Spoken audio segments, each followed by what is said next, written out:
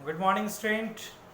मैं Prajapati sir, class 10 civics का chapter political parties, राजनीतिक दल में आज हम लोग एक इम्पॉर्टेंट टॉपिक को पढ़ेंगे।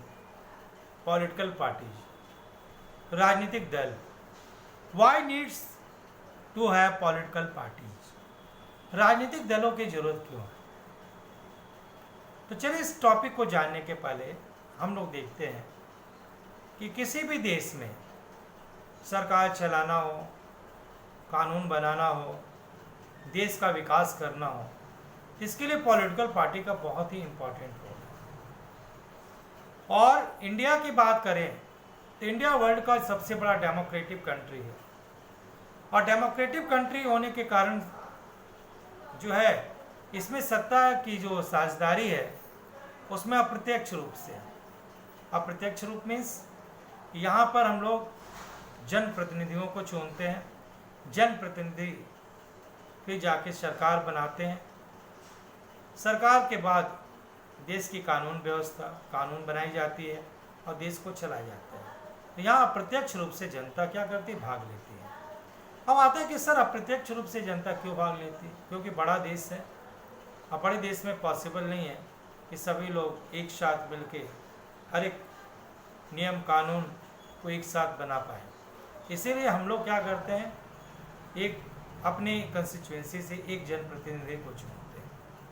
तो जनप्रतिनिधियों का चुनाव में आपने देखा होगा कि हम लोग एमपी का चुनाव करते हैं, मेंबर ऑफ पार्लियामेंट। लोकसभा का चुनाव होता है, लोकसभा का चुनाव होता है तो सेंट्रल गवर्नमेंट फॉर्म होती है। एमएलए का फिर एक चुनाव करते हैं जिससे स्टेट गवर्नमेंट फॉर्म होती है।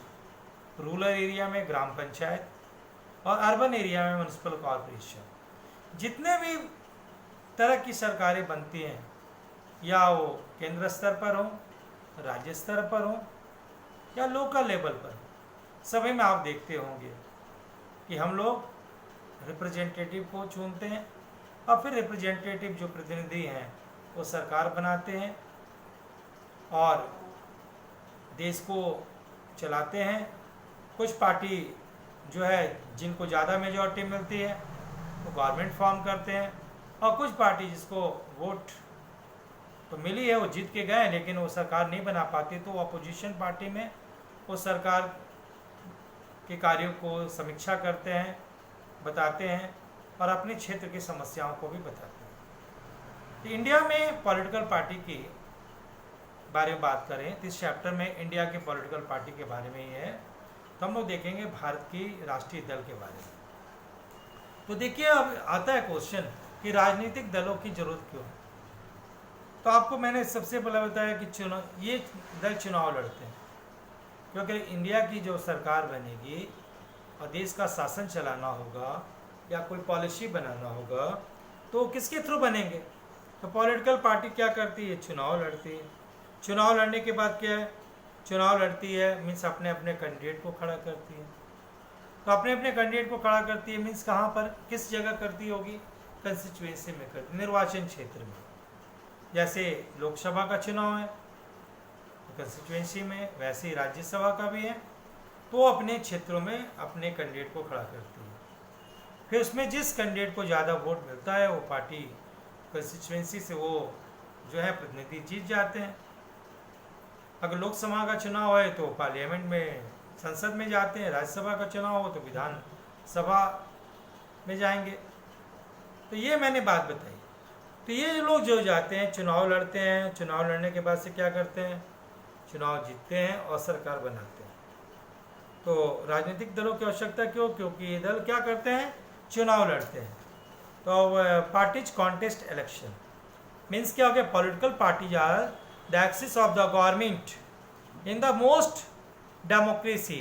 Election are fought mainly among the candidates put up by the political parties. Okay. अब हम लोग सेकेंड पार्टी इसके इम्पोर्टेंस को पढ़ते हैं। वाई नीड्स पॉलिटिकल पार्टी में कि नीतियों को बनाना। नीति का मतलब क्या हो गया? Formation of policy.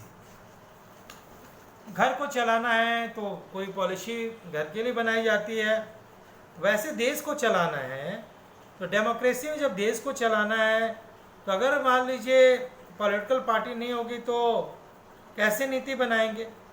नीति का मतलब होता है नियम नियमावली से है कि सारे उम्मीदवार को जब हम लोग इसमें से जो उम्मीदवार जीतते हैं फिर वो जीत के जाते हैं तो पॉलिसी बनाई जाती है कि किसके आधार पर सरकार चले, कैसे देश की व्यवस्था चलेगी, सरकार कैसे होगी, कैसे सारी समस्याओं को दूर किया जाएगा।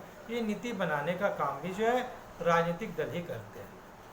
ओके, फिर आता है थर्ड, अगर इम्पोर्टेंस की बात करें, अनसर्टेन गवर्नमेंट,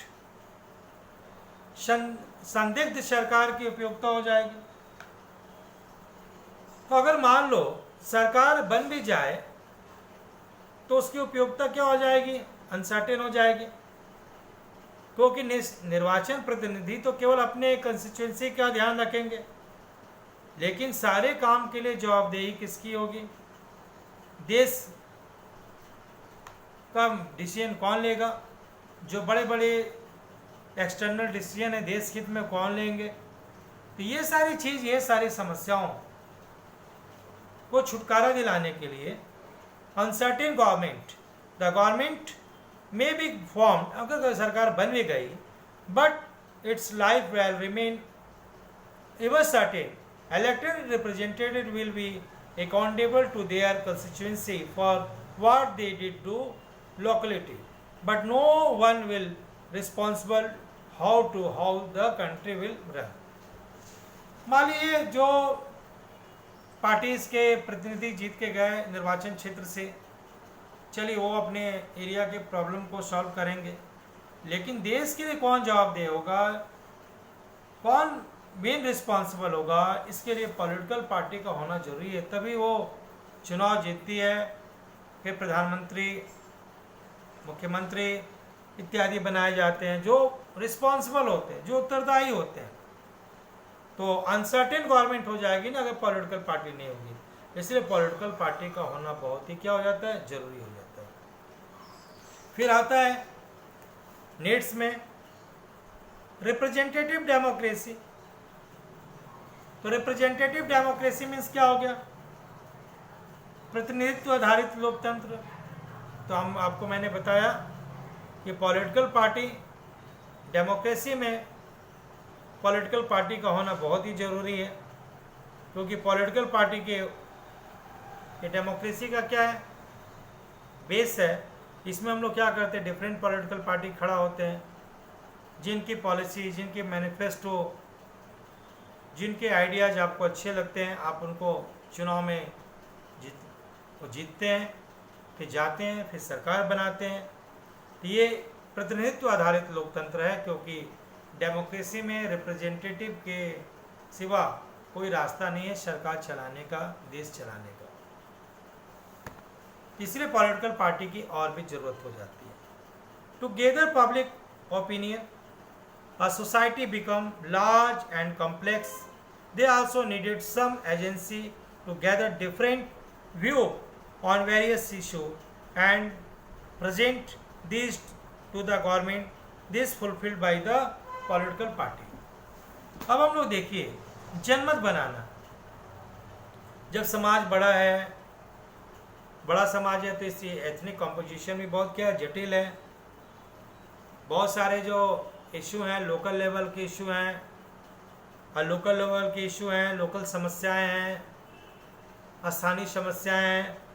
ये सारी समस्याओं को जो है ना political party, different political party हर एक एरिया में जा के उनकी समस्याओं को सुनते हैं और समझते हैं, और फिर वो सारे इशू को, वो सारे प्रॉब्लम को वो शॉर्ट करते हैं, शॉर्ट आउट करते हैं। फिर चुनाव में वो जीतते हैं, और जिस इशू, जो समस्याएं समाज में, उसको दूर करते हैं। जैसे समाज में मान लीजिए बेरोजगारी है, निर्धनता है, करप्शन है, ये सारे इशू हैं।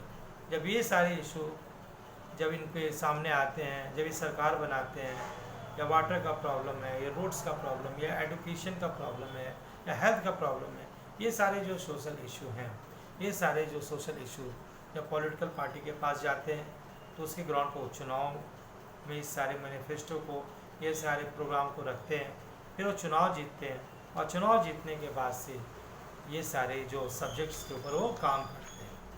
तो हम लोगों ने देखा कि पॉलिटिकल पार्टी की ज़रूरत क्यों है। पॉलिटिकल पार्टी की ज़रूरत क्यों है? क्योंकि दल में चुनाव लड़ते हैं, वो बहुत सारी नीतियों को बनाते हैं, पॉलिसीज़ को बनाते हैं।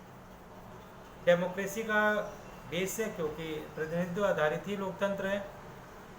पब्लिक ओपिनियन जो बनाते हैं, इसके आधार पर फिर सारे समस्याओं को दूर करते हैं। इसीलिए किसी भी लोकतांत्रिक देश में पॉलिटिकल पार्टी का होना बहुत ही इम्पोर्टेंस है। आज ये टॉपिक आपको अच्छा लगा होगा। Thank you. Have a nice day.